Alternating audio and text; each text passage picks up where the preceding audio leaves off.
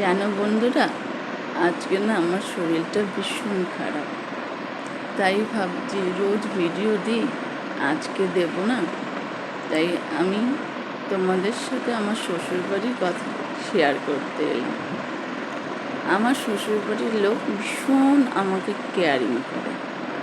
আজকে আমার শরীর খারাপ, তাই আমার বর আমাকে বলল যে তোমার তো এত শরীর খারাপ, তাহলে তুমি এক তরকারি ভাত করো, সেই দিয়েই খেয়ে নেব, বেশি কিছু রান্না করতে হবে না।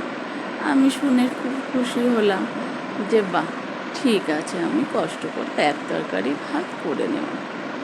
এরপর আমার শরীর খারাপের কথা শুনে আমার শাশুড়ি মা এলেন, বললেন যে বৌমা, তোমার শরীর খারাপ, ঠিক আছে বৌমা, তুমি একটা কাজ করো, আজকে এক তরকারি ভাত করো, ওই দিয়েই খেয়ে নেব।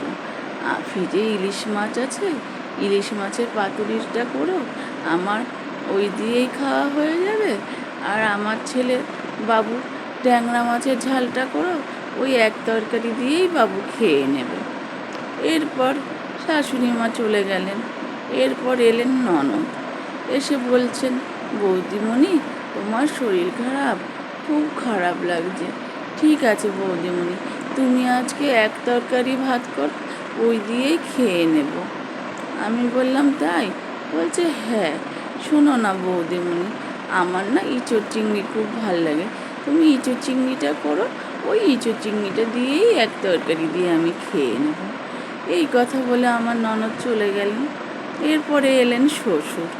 শ্বশুর এলেন, এসে বলছে, বৌমা, তোমার শরীরটা খারাপ শুনলাম শাশুড়ির মুখে, তা মা আজকে তো তুমি বেশি কিছু রান্না করতে পারবে না, তুমি আজকে এক তরকারি করো, ওই দিয়েই আমরা খেয়ে নেব।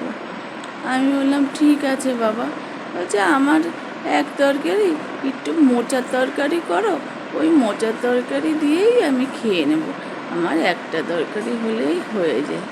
তাহলে ভাবুন তো, আমার শ্বশুরবাড়ির লোক আমাকে কত ভালোবাসে।